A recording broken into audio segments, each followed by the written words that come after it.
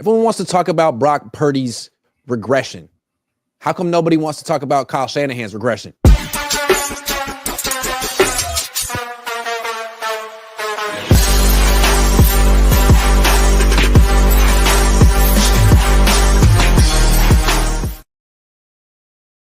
Good morning. Welcome to Up Next, a special show highlighting up-and-coming 49ers content creators. I'm joined by Los from NorCal Sports Network. Los, how you doing this morning? Good morning, Grant. Good to finally meet up with you. Appreciate the invite. I've seen your work. You've worked with Ryan Hensley before. You do good work. And I want to jump right in and ask you about Kyle Shanahan. We're going to get into Brock Purdy. A lot of scrutiny on Brock right now because he's the one who wants an extension. He's the one who wants $60 million, and it's audacious. It seems like a lot of money. It is.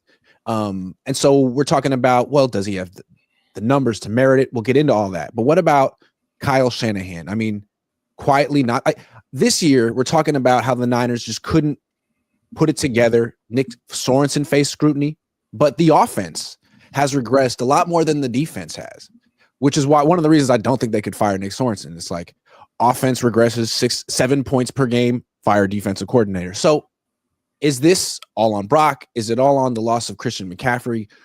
Why do you think defenses are having such an easy time shutting down Kyle Shanahan this season for the most part? It's become predictable, pretty much. I mean, I feel like you and I and a few other content creators are district attorneys that have mounted a ton of evidence against Kyle over the last few years, and most of the fan base and radio hosts and other content creators basically just sweep it under the rug because Kyle and John came in and changed the culture, and much love and props to them for doing that. But you have to see what you see. You have to use your eyes and not your heart when you're determining what the Niners are doing, specifically what Kyle is doing, which lately his offense is vanilla. His offense has been figured out. And team, there's other smart coaches on the other side of the ball. And, when you have something that has been working for a little while and it's figured out, it's upon you to adjust and it's upon you to adapt. And if you don't do it, then you're going to fall behind. And that's exactly what's happening. He's going to get the excuse because of injuries again, but it's a lot deep layer than that. It's a lot more layers. When he added McCaffrey and Purdy essentially within a couple months of each other, I think it took the league about a year to figure out the best way to defend this particular offense version of it. And I think we saw the Ravens had the breakthrough. Maybe the Browns early in the season, but the Ravens really dominated, and they did it with those simulated pressures that the Niners can't pick up. And that was more than a year ago. And hold on. Sorry, I just want to plug this in. The 49ers still haven't figured out how to pick those up. Jake Brendel's still clueless. Sorry, Jake. They haven't changed their system at all. And then I thought in the Super Bowl, like Spagnuolo added an element on top of it of just playing man-to-man coverage. And now we learn that really no one on the team other than Jawan Jennings and George Kittle can beat it. Even Ayuk struggled to beat it in the Super Bowl. So you have a clear blueprint out on this system. And not only are the Niners struggling, but so are the Texans and the Dolphins who run the same system. Yeah, the one person that could have beat that defense last year was Kittle, but he needed to be kept in for offensive line help because a certain coach doesn't believe in offensive line philosophy. So, Kittle jokes about that. He did yesterday. Someone asked him, like, hey, have you ever considered being like an offensive tackle? He's like, I feel like I've been like that my whole career here. He said something like that. Read between the lines. Exactly. Yeah, I would love to ask these questions even off camera. You would probably get a little bit more of an R-rated version and a little bit more in-depth answer. But no, I mean, it's just like teams have figured out to press the Niners receivers because they don't go up top. Granted, in 8 years of watching Kyle's offense, I can think of 3 plays where they completed a pass of over 40 yards for a touchdown. 3 plays in 8 years. Kittle against the Rams, I believe, on a Monday night. Emmanuel Sanders and Jimmy G against the Saints. And then last year, Ayuk down the sidelines. That's it. Well, the Debo one in Seattle this year, I can think of that one. Yeah, that one was about a 15-yard pass, and he broke it like, it was more of a yak play. I'm just talking about a fundamental a post route that we see all over the league that everybody else does. But in Kyle's offense, even when it was humming, it's just not a part of his offense. The go routes are all decoys. It's to clear things from underneath. Once in a while, you got to throw that ball to stretch out a defense. So If they know that it's not going there, hell yeah, it's a little bit easier to defend. So yeah, that's just one of many things that I think has made the offense stagnant. I mean, all you got to do is play 2 deep man under, and you take away the play action entirely. You take away the yak. You take away the receivers, and what you see is Brock Purdy scrambling and scrambling and scrambling. And if you do that, if he does that for a full season, he gets hurt. And now I think you're seeing him scramble a lot less. I asked him point blank yesterday, dude. I didn't say dude. I said, Brock, sorry to keep prying, but are you 100% healthy with your throwing arm or just healthy enough? And he said, I'm 100% healthy. All right, man. Well, then I don't understand what's going on with you. Like, you're just not as good anymore. Like, you don't scramble as much anymore. You can't throw the ball down the field as much anymore. You look like you're hurt, but if you're not, okay, that's even worse. Yeah, he would be better if he was, I don't want to call him a liar, but maybe he's stretching the truth just a little bit. But he would look better if he was just like, yeah, I'm not quite there, but I'm fighting through it because I can play. I'm like, obviously, no one's 100%, that kind of stuff, but it's like, you're 100%. Oof. Yeah, it would kind of justify some things. But if you say you're 100% healthy, then okay, then you need to make every throw. So yeah, what's interesting to me about Kyle Shanahan's regression too, it's like this may have been happening for a while. They were struggling before Christian McCaffrey got here, which is why they traded for him. And all of a sudden, Christian McCaffrey goes on this incredible run where he's playing like a borderline Hall of Famer for a year plus, and he goes down, and like it feels like we're sort of back to what the Niners were before he got here, maybe worse. I think what not too many people talk about enough, Grant, is not Kyle's play calling or Kyle's offense, but Kyle's philosophies. Kyle's philosophies in 8 years have not changed. And that to me was the red flag that I saw in him a couple of years ago, which made me kind of turning on him. To me, Kyle's kind of like a con man. He has us all fooled, and he had me fooled when he first came in. But slowly but surely, as I started watching him, especially in big games, and I saw his tendencies, and I saw some of the things that he believes in or doesn't believe in, such as a hurry-up offense, which is, to me, is one of the most mind-boggling things I've ever seen in a head coach. Like, how can you assume that you're going to be ahead in games? How your clock management is not very good. How you have roster politics. How you are not able to adapt on the fly when teams are doing things and throwing a wrench against you. Just things like that. They have not changed in all these years. So for the fan base and for the people that say, well, let's just run it back with Kyle. If he O-line, he doesn't believe in O-line. Neither does Forster. That's another one. So as long as he continues to believe in these philosophies, then what is exactly going to change? And I think that's not talked enough about Kyle's regression, because it was never great to begin with. Yeah, he had Nick Bosa, George Kittle, Christian McCaffrey, a lot of players in their prime, but these philosophies have definitely hurt him. And he doesn't prioritize special teams as well. He's so dogmatic. I mean, you just listed 10 things.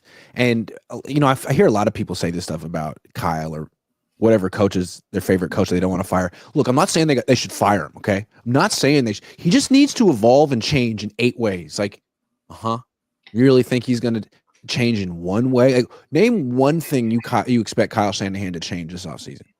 0. That's just how he is. We all have that family member that's toxic.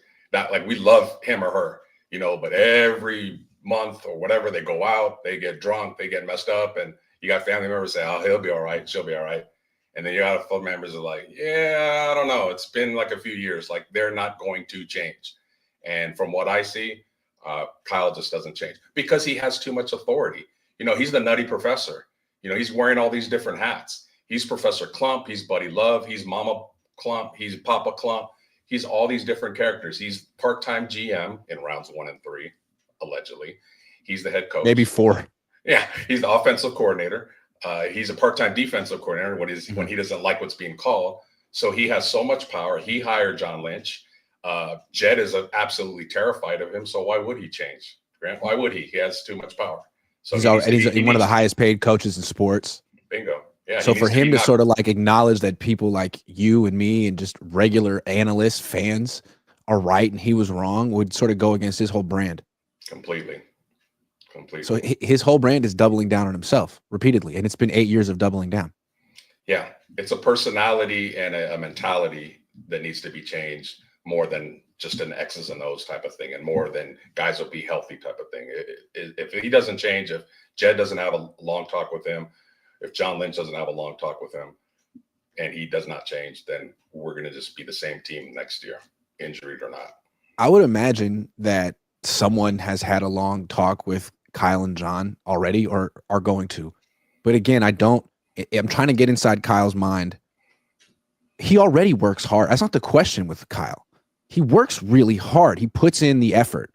But what can you do differently to acknowledge that you haven't been doing something right? And I just like, you're not going to fire Nick Sorensen. Maybe they'll fire Brian Schneider, but you already got rid of Richard Hightower. Like, you already are on your second special teams coordinator, man. Like, I don't know how that alone changes anything or enough. Yeah, he holds certain people accountable, and then others, he lets them. I mean, Jake Brendel should not have had a starting job all year. There had to have been Devondre Campbell, another one. McKivitz has played a little bit better, but it's misleading because they're saying, oh, he's only given up one sack. But just like, watch the film. He's always getting beaten, pushed back. Purdy saves him from sacks because of his scrambling ability and ability to get away and get rid of the ball. So, yeah. Yeah, how many vets on this team have starting jobs by default because they got a contract? A ton. You know, how many young? Brendel, Campbell was one. McKivitz could be another. I mean, all of a sudden, Jalen Moore finally Jalen Moore looks better than him. I mean, Spencer Burford gets a look at offensive tackle. He looks good. Like, and how many young guys are just staying on the bench, and we don't know nothing about them until it takes a guy to get hurt. Then they play, and then they're really good, and we're like, oh shit, where's this been? Well, Kyle doesn't feel they're ready. Jacob Cowing is a perfect example. But one guy on the team that constructs the field, and he cannot get on the field for whatever reason. Also, I think what's interesting is, like, give Kyle credit. He understood that defenses had figured out to play man coverage against him and that he was going to face a lot more of that because it's working so well. And so he goes out and drafts Ricky Pearsall and Jacob Cowing and uses neither of them. And they still have a problem against man-to-man coverage. So that's the problem with Kyle. Like, he could conceivably identify the issue, but then he's going to be the guy making the draft pick. And good luck. Yeah. He picks guys, it seems, from a playmaker's point of view and from an offensive line point of view, Grant, that fit his scheme rather than just being more talented and just coach him up. Like, they fit exactly what I want to do, even though they may not be the best player. Ricky Pearsall's a perfect example because there were better receivers than him, quite frankly, talent-wise. I mean, Ladd McConkey's just one of the best receivers in the league against man coverage right now. But I don't want to, like, write off those two young guys yet because we've seen so many young players get sort of unfairly written off on the 49ers just because Kyle Shanahan won't play them. And I think that's what's so strange about him. Like, Kyle Shanahan, the general manager, will make these bold picks that only he would make. And then Kyle Shanahan, the head coach, will just bury him because he doesn't like playing rookies in general and make Kyle Shanahan, the general manager, look bad. Like, what are you doing? Even Eddie DeBartolo stripped Bill Walsh, who has a much better resume than Kyle, of his GM duties and took that away from him. So you're telling me Jed cannot take those duties away from Kyle and say, Kyle, you coach. That's it. Let our scouts, who supposedly, pick rounds 4, and beyond, and have been hitting a lot more with the success ratio, let them get the whole draft. You just coach. But will Kyle? I mean, that's like the no-brainer thing to say to Kyle Shanahan. Do you think that the Yorks have the courage to do it? And do you think that Kyle Shanahan would accept that? Or do you think he would take his ball and go home and go coach for the Bears? You would think in his mid-40s that as you get older, you get more mature. I from experience, I sure as hell know that I have, and be able to be open-minded to things like that, especially when you see it's not working. But I don't know. My gut instinct tells me no. I mean, he may be a completely different man at home as a family man and be open-minded. I believe he is. But as a football coach and as, a football mind, I think it's his way or the highway, and I don't see that changing. I think his dad was the same way. I feel like for the Niners to have gotten Kyle Shanahan in the first place, they had to give him an unprecedented 6-year deal. They had to make him sort of like the dictator, the king of the castle here, of the organization. And he's only gotten more and more power as it's gone along. He gets an extension every 2 years. He's the highest paid coach in North American sports who hasn't won a championship. I mean, he's He's making more money than guys who have won championships like John Harbaugh. Yeah. I don't know. One of the things that kind of blows me away is Mike Shanahan is his father. Mike Shanahan did not win a Super Bowl with just John Elway. It took Terrell Davis to get there. And in that Super Bowl where he was about an 11-point underdog against Green Bay, he rode his running back. When he had a lead, he rode his running game. So that's his father. So you would think his father would say, hey, Kyle, you blew it in 54. Don't do it in Super Bowl 58. You get a lead, lean on your running game. Short yardage, lean on your running game. And again, he's like went against it, his own dad's philosophy. So Kyle is and his dad had stubborn. John Elway, one of the greatest quarterbacks of all time, one of the greatest athletes of all time. And his dad was smart enough to say, John, this is Terrell Davis's game. Twice in 2 Super Bowls, and he won both of them. Kyle Shanahan in his 2 Super Bowls had leads. And he didn't have Terrell Davis, but in the second one he had, with the Niners, he had Raheem Mostert and Christian McCaffrey, who were really freaking good. And he look at the third quarter, fourth quarter of those games. Pass with leads. Yep. And I think that's what most people that follow the Niners just completely sweep under the rug and they just look the other way, is the pattern. Kyle loses in the same way over and over and over again. And that's just a red flag saying, a guy is not willing to change. And it's for me, Grant, it was Super Bowl 54 was kind of like a little bit of an eye opener when I saw how it went down. But then the Rams game, because they were dominating the Rams for years running the ball, and the Rams made one little adjustment that game. They just stuck like a 9th person in the box and dared them to throw the ball, and Kyle would not adjust. And that to me was when I was like, this guy is not going to change. He's hard-headed, and his way or no other way. So, and I haven't seen it change since then. Still the same thing. The Niners used to have like a deep intrinsic belief that they were going to win.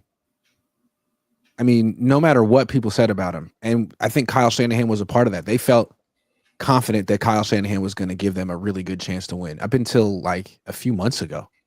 And now I don't feel that anymore. I think given how the Super Bowl went down, how it's happened multiple times for him, how these guys have played for him for so long, I think when they're in close games now, it almost feels like they expect to lose. Whereas you look at the team coming into town this weekend, the Lions, the team that knocked the Niners out, the Rams, those are teams that sort of, you can feel it. They expect to win in those close games, and they do more often than not.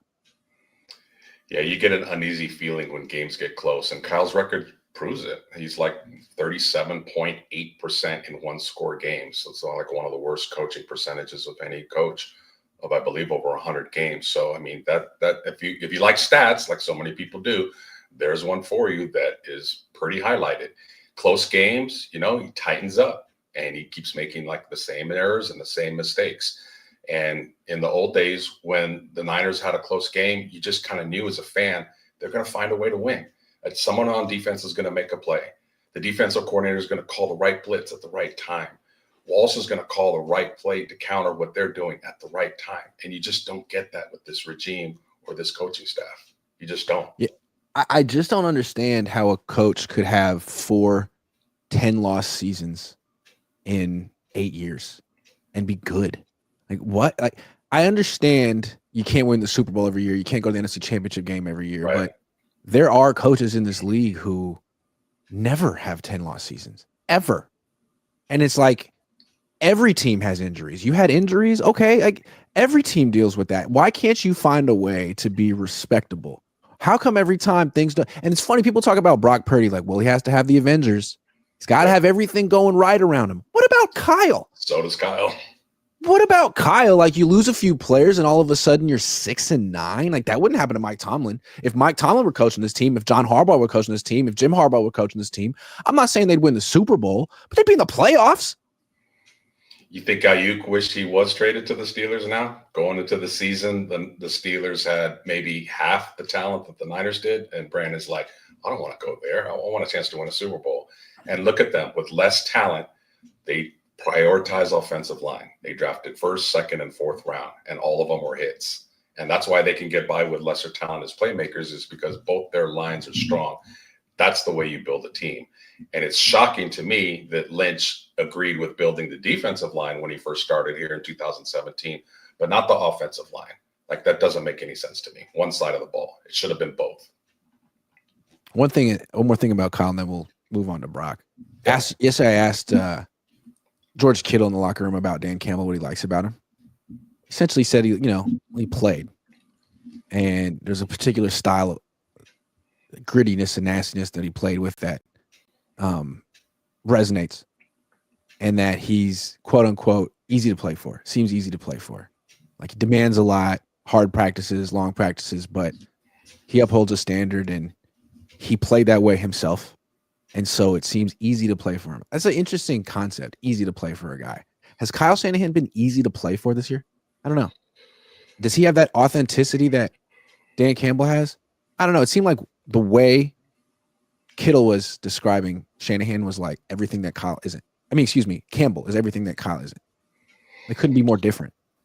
Yeah, I think they're polar opposites. Let me ask you this. I brought this up on my show, and I got some agreeing and some disagreeing with me, is if Devondre Campbell was on the Lions and told Dan Campbell, I'm not going in the game, do you think Dan Campbell would have relied on his general manager to throw him out, or would he have done it himself? He would have done it himself.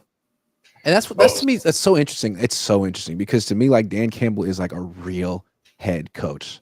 And like, yeah, he'll lose Ben Johnson and Aaron Glenn, but he'll bring in other competent coordinators. And that culture that he's instilled there is so valuable because we don't know what kind of leadership Ben Johnson has. He could go to some organization, the Bears, and be Kyle Shanahan, like everything, have all the power and flop and not be a leader. Like the template, the culture, the infrastructure that Campbell has created has put coordinators and players in a position to succeed big time.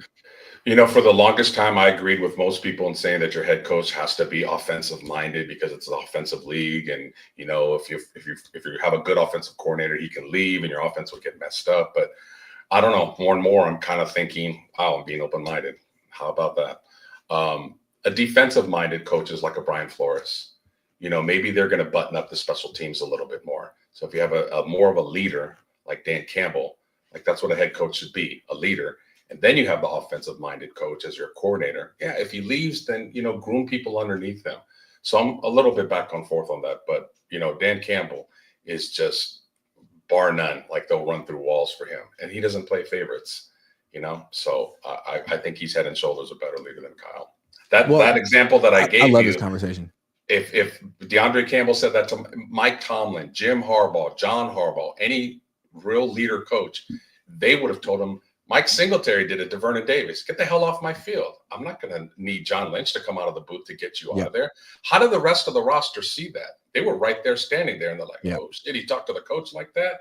And he didn't do anything? Yeah. You're not going to tell me that doesn't resonate a little bit in the locker room? Like, wow, Kyle, you shriveled up on that mode. I like that you brought up Brian Flores. He's interesting.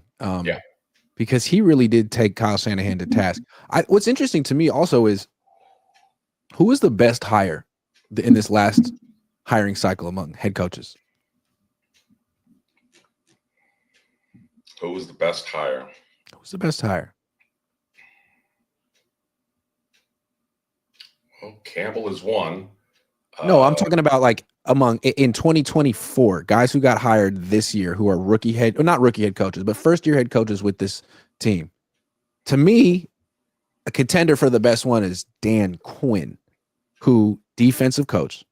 And in terms of personality and what he brings to a team emotionally and in terms of a leadership standpoint, very similar to Dan Campbell. Very similar to Dan Campbell. So that was a hell of a hire. Yeah, Harbaugh's a rookie coach again, but it's his first year. But yeah, just that leadership. Oh, I forgot about Harbaugh. He's a good one too. But Dan Quinn's doing a great job. I mean, he's really in the running for coach of the year.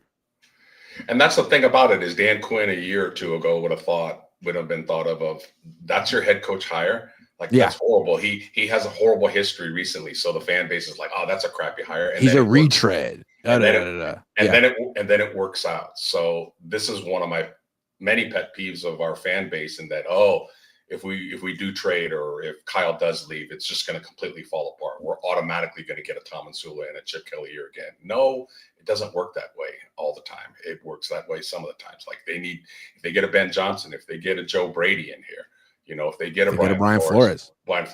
Talent wins games, and coaches just tweak things just a little bit. So I'm a big believer, and we'll talk about it as we go about the game plan for 2025. But yeah, our fan base is very paranoid about Kyle leaving because they think he is the be all with all. HR says everyone should go see the Bob Dylan movie. Okay. Joshua Wyatt says, remember when we argued that they should trade Bosa because if they paid him, the rest of the D-line would suffer? How's that contract working out? Not that well. Not that well. Thank you, Josh. Let's do some sleeper picks real quick. Hold on. That's not the one. That's the one. And then my transitions could be better on this show, but that's all right. There it is. Niners, Lions, Brock Purdy, 259.5 passing yards or 21.5 rushing yards. He ran for a lot of yards against the Lions in the NFC Championship game. Think he'll be running in this game? Yep. No? I like the under on the passing yards, and I like the over on the running yards because he's going to be running for his life behind patchwork offensive line. It's a good point. I like that call. Jahmyr Gibbs. How about rushing yards? The Niners have been getting destroyed on the ground the last month. 92.5. That's a lot. Whew, that is a lot. And they may be blowing him out, so he might come out. He's not splitting carries, though.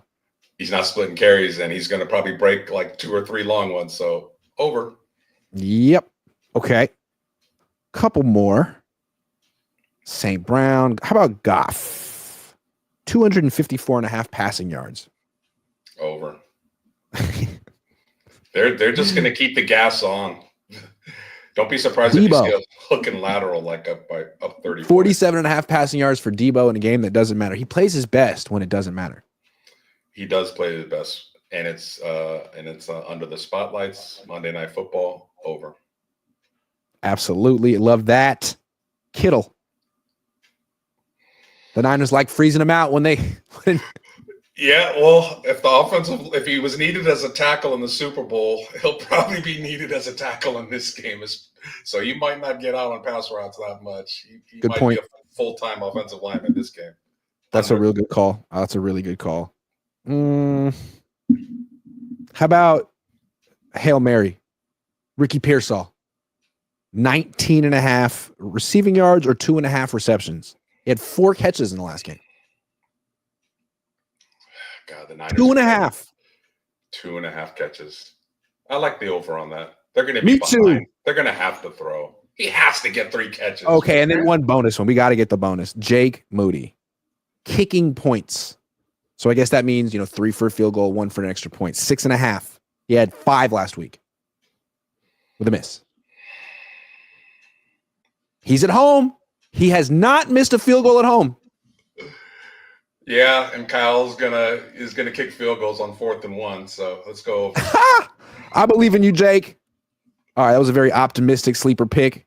Download the sleeper app. Oh my! I need to take out. Oh my goodness! Hold on. This is so important. Those are my picks. What? What are you talking about?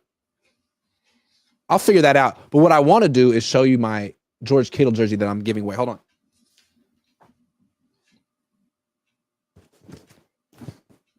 Okay. This is exciting. Signed by George himself. And I'm giving this away. If you download the Sleeper app and use promo code Cohn. Hold on. It comes in a Ziploc bag.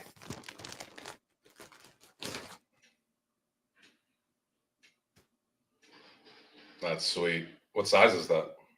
It is. I have no idea. That's a good question. I don't know. It's one size fits all. All right. Signed Kittle jersey. All right. Sweet. So we just really criticized Kyle Shanahan for about a half an hour. What about Brock Purdy, though? I can see Kyle Shanahan in the back of the class being like, what about the guy who throws the interception in the fourth quarter like every time we're in a close game? What about that guy? Brock Purdy did it again in Miami.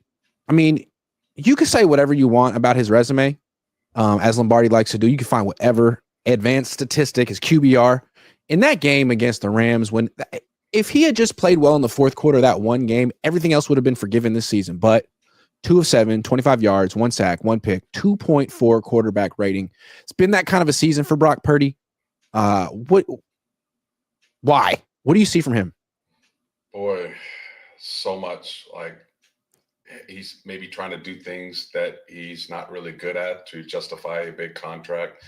He's trying to ad lib without his main weapons and his talent. So he's trying to, again, do things that he's not very good at. When people talk about his arm strength, it's more to it than just throwing the ball deep downfield. It's velocity. So on those like deeper out routes, when the corners can close on it, those are balls that are going to be, knocked down or picked off. So that's not his strength. He's a shorter quarterback, so he gets a lot of balls tipped at the line of scrimmage, and Kyle does not help him out by rolling the pocket and moving out so he can have a clear lane to throw. He's standing in there with guys 6'5", 6'6", jumping up, and he has to throw around them, and a lot of balls are tipped and a lot of picks are made. So he's regressed. His strengths have always been accuracy and progression, and we know what his weaknesses are, and it seems like his strengths have not been strengths this year. He has not been progressing well, and he has not been very accurate. So when you take those two things away from him that are his strong points, and quite frankly, he is not healthy. I don't care what he says. Just looking at him, he's not making the throws that he normally makes. That all adds up to just having not a very good year in a contract year, no less. I wonder if he's regressed or if he was never as good as we thought he was. And I don't mean to be mean, but like he did get placed into a situation where the team was incredible and the expectations were pretty low. Like, be better than Trey Lance, who's a project and might be good when he's 30 one day. Like, be better than Jimmy Garoppolo, who's like a shell of himself and has no confidence. And this kid comes in and plays with a ton of moxie and is like scrambling around, playing with flair. And it's like, oh, franchise quarterback. Like, well, no, this year, now you get an opportunity to show that you're the man, like Stafford is for the Rams. And in the fourth quarter of this game, he was 7 of 8 for like 90-something yards, and his quarterback rating was 15 or something. I mean, he just, when they needed him to be great, that's what you're paying for. So it's like, okay, Christian McCaffrey went down. All right, well, here's your audition to show that you're the freaking man, that you really should have been the MVP last year. And what does he do? Have a pretty freaking mid-season. So I don't know if he's regressed or if this is just like the real Brock Purdy standing up. Yeah, and Grant, we talked earlier about, the Niners in the second half and more specifically the fourth quarter. I mean, this year we have a coach and a quarterback that have not quite done well in the fourth quarter. And that's a bad recipe. And you wonder why a lot of close games are being lost. Yeah, they can point the finger at each other like Jimmy and Kyle used to do, but it seems like it's both of them. It's both of them. Yeah. They go hand in hand with each other. Yeah. So, I mean, $60 million just seems hilarious to me. I don't understand how you can give him any kind of multi-year extension and feel confident that you got the guy. Like, this season has been so disappointing. Because given big contracts has been really working out for the Niners lately. Don't they have to have some, like, even if Kyle Shanahan doesn't have that type of ability to reflect and change, like the ones actually writing the checks and paying the money, the Yorks, don't they at a certain point feel like they got burned and they're like, you know what? Let's not just give away $250 million because you say we should, because this one guy had one good year and it was a while ago. Yeah, those return on investments are not working well. And if you don't make the playoffs and get that playoff revenue, then maybe the Yorks finally are going to start looking at Kyle slightly a little bit differently. And I think it's interesting. I feel like the Niners aren't necessarily great at predicting the future on how things are going to go with contract negotiations. And I think I'm going to make some predictions here. I think they think that Brock's going to be real appreciative of whatever they offer.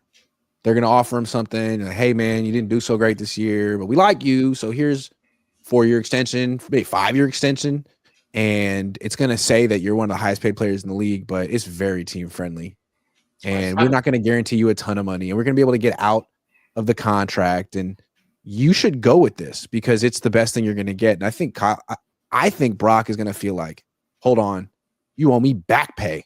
I've been playing for free the last few years. I've been living with Nick Zakel, listening to his freaking jokes, making grilled cheese sandwiches in this awful duplex. Are you kidding me? Like, you owe me. And I think that's going to be a big point of contention because the Niners don't owe Brock Purdy. And if they knuckle under to him like they did for all these other players, it's pathetic. So I don't know. I think they're going to have a big negotiation here. He's not lying. He has definitely been very severely underpaid, but that doesn't justify you going up from $900K to $60 million. Like, I think $900K to $30 million is a quite significant raise that most people in America would be overjoyed with. But I find it a little bit interesting, Grant, that the Niners are protecting Greenlaw, they're protecting Trent Williams, but they're going to throw Purdy out there with third string offensive linemen.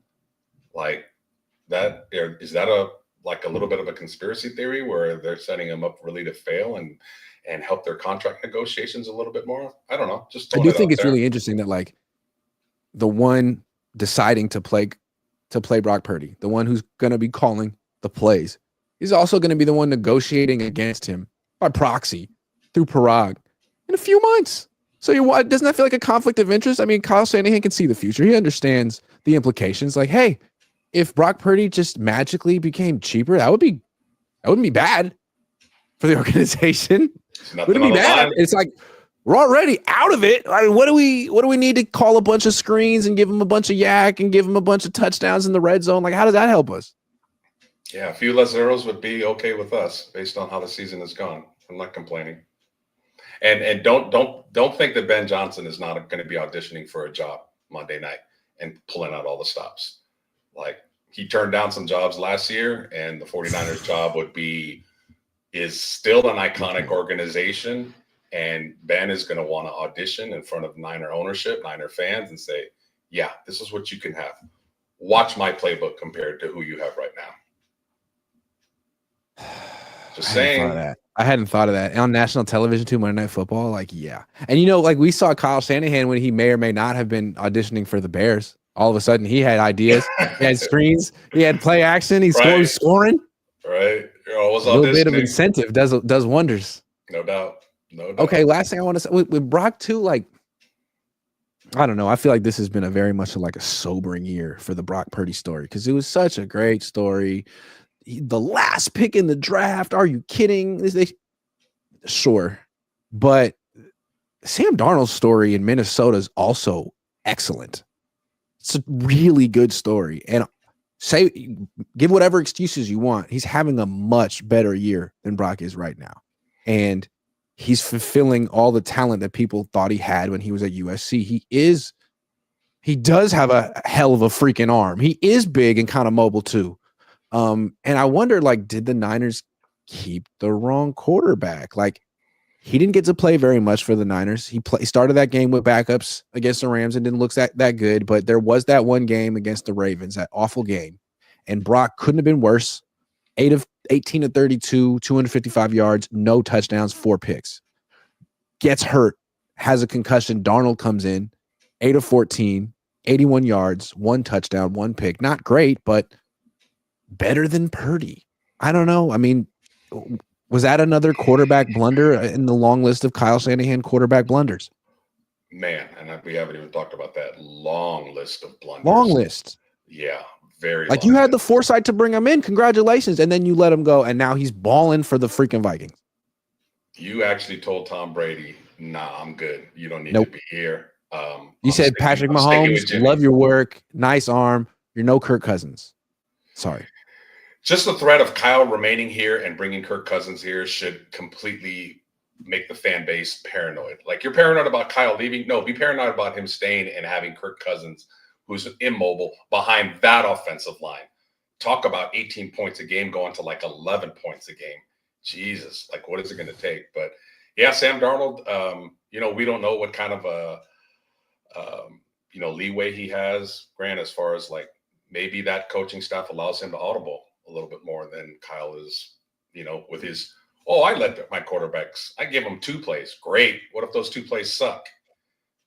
Another thing Can that's we? interesting to me about the Vikings, though, is like how confident they are with this quarterback situation. You Yeah. got Darnold having a great year, and they're like, cool. We don't have to extend you. We have JJ McCarthy. We have Daniel Jones on the practice squad. Like, we're not saying we won't, but we need to see a little bit more, and we have options. Whereas the Niners are kind of operating. I hear it from fans and content creators too. Like, well, you don't want to alienate Brock. You don't want to upset Brock. Because if you alienate Brock, then what do you got left after that? Like, dude, how weak can you freaking be? The Vikings have more confidence and standing than the Niners. Like, why do the Niners have to please Brock? How come every time a player says, "I'm upset, I want more money," then it's like, "Oh, how much?" Well, how Stand much? back. Why? When did the players get all the leverage in the world? And the Niners like joke around like they're gonna fight back for 3 or 4 months and then just cave. All show, no go. Yeah. Yeah. No, they allow the players to dictate. And you brought up a really interesting question with your dad earlier this week about if the Niners had won a Super Bowl or 2, would they be more likely to just, okay, as guys get older, be like the old Niner regime, which was letting players go? Hey, thanks a lot. You won. Go make a lot of money somewhere else. We're going to. Say they won the Super Bowl last year and Trent Williams says, "I'm holding out. I want a new extension." No. Bye. No. Christian, I'm holding out. I want to. No. Yep. Thank you for the Super Bowl ring, though, for sure. But we were going to have to move on anyway, and fans are going to be like grooving on this for the next 10 years. So peace. But you lose, and all of a sudden you're like, no, we're going to get back next year. It's okay. We're going to get back. Like, no, you're not. Yeah.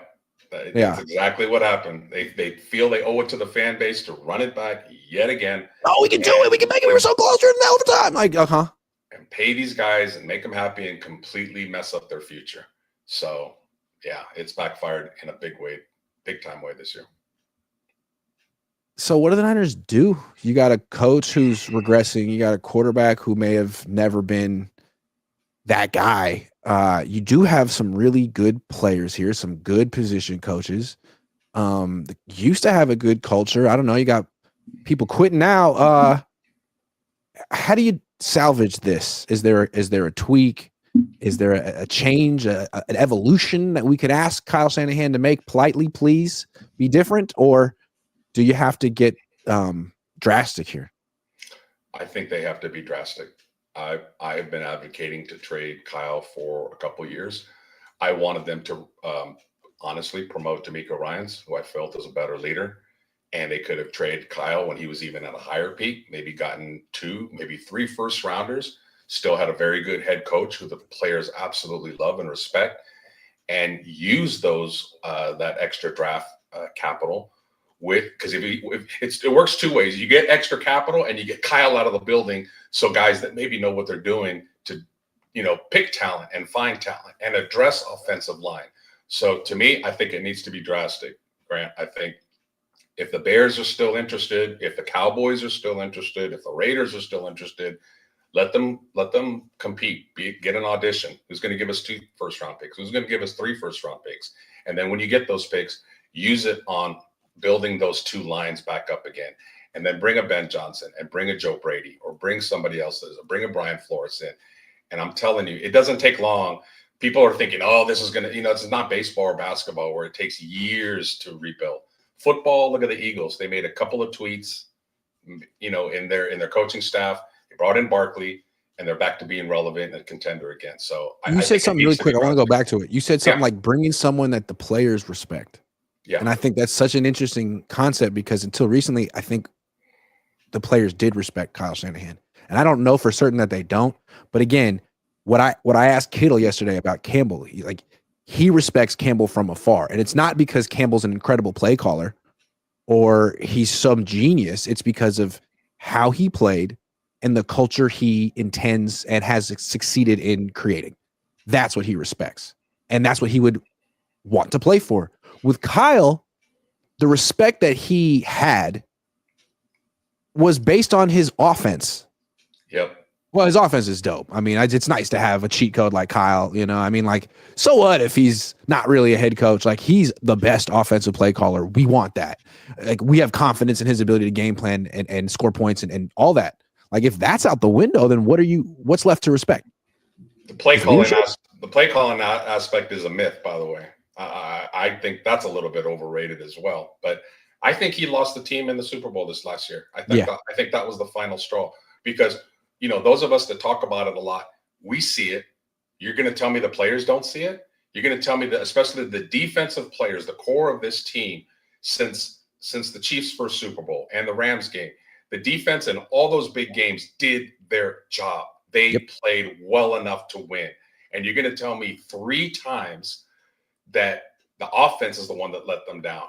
And that's Kyle's offense. And last year, there was no excuse because the team was loaded, especially the offensive side. So 19 points in regulation. 19 points in regulation. As soon as that Super Bowl ended, Grant, then they're never going to say it on camera. I think a lot of them lost faith in Kyle. I think you're right. And I think the way maybe Kyle Shanahan could have kept the team was to say after that particular loss, the second one, this one's on me. Right. This one's on me. And he didn't. This one's on me, right? But what happened? It was all about, did he know the rules? Did he not know the rules? And 2 players came out publicly after the game and said, we didn't know it. Who were the players?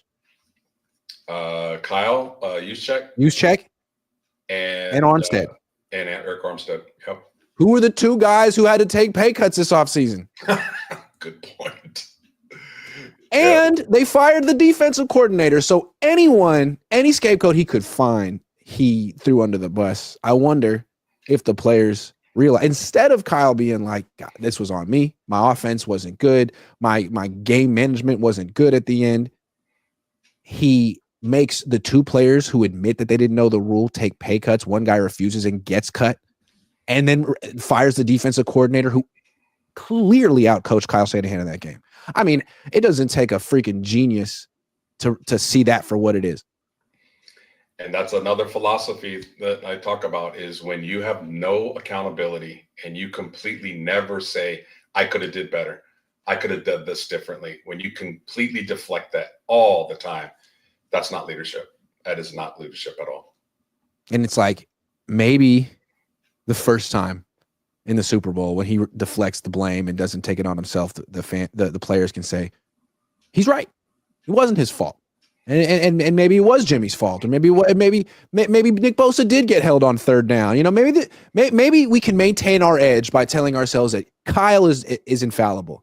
But then you get back, and it's worse this time, and you score fewer points this time, and it's so clearly his fault, him and his offense, and he blames the defensive coordinator and cuts Armstead. That's wild. Huh? Excuse me? That's I think a clear crossroads where you may have lost the team right there. Who's the cornerback? Was it Womack that left and was with the Colts and he's balling now? Yeah. I mean, there's just a lot of bad decision making on so many different levels. But yeah, just the lack of. Who's that quarterback they had on the bench who's balling now? He's going to be in the playoffs? Oh, yeah. Yeah, Buckner's still doing things with the Colts. How's Kinlaw's career going? Not sure. One after the other. Dave Barclay says, appreciate all your shows. G, always watching, man. Appreciate you, Dave. Stockton Slap 209 says, Niners are a clown show. Window closed. Rebuild. Agree. I like the Brian Flores idea, man. This team kind of needs a new culture that he could.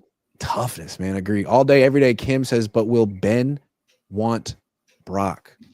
But will Flores want Brock? Flores didn't want Tua. That's true. He may not want them. A head coach is going to want his own quarterback. So Flores would be such a badass. That's pretty cool. Dave Barclay says, want Lyle to be absolutely embarrassed by the Lions. These are Niner fans. Dave Barclay says, rather see Mordecai than play Brick ever again. I want to see Mordecai too. He's got a big arm. Dave Barclay says, Los was the first guy to agree with me. Lyle needs to go.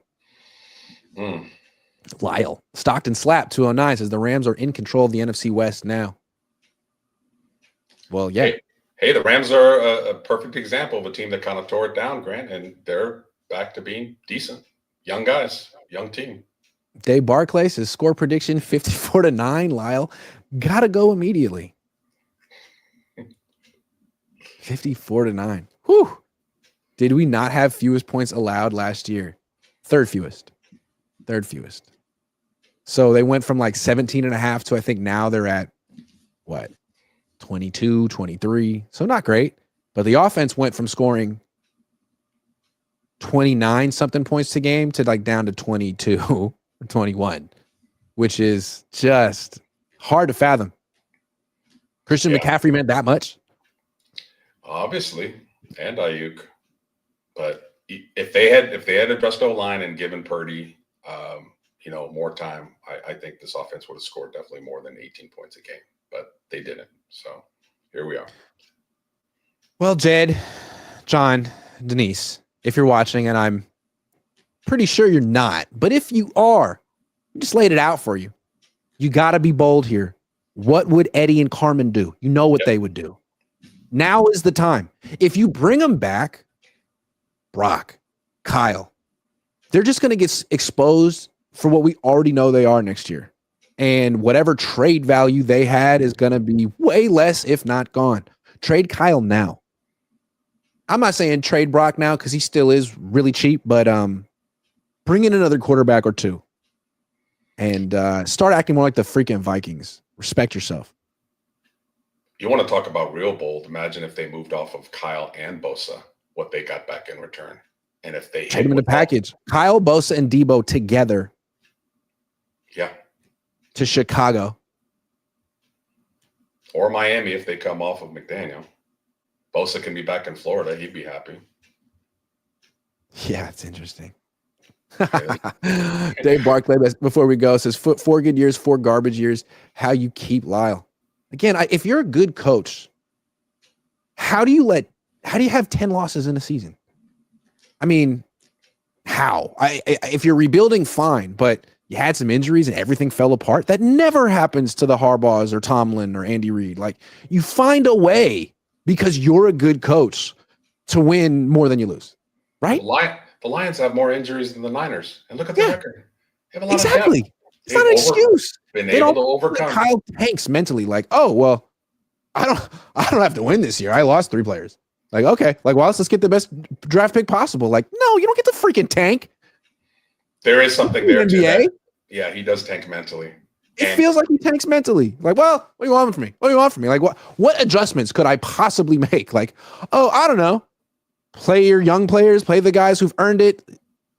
Anyway. I'm sorry, a team is a reflection of its head coach. And if the leader of the team is a little bit weak mentally and is tapping out real easily, then the team will follow. And they are. Most coaches don't get into year 9 of a tenure without a ring somewhere. Because that deep into the run, you're probably getting, some of the players are getting tired of you. There's some frustration probably. And they can look back on Tomlin in Pittsburgh and be like, well, he won a Super Bowl. John Harbaugh, well, he won a Super Bowl. So I got to trust him. With Kyle, it's like, no, you lost 2. 3 if we're keeping it 100% real. Like, I don't know. At this point, he might need to. People compare him to Andy Reid.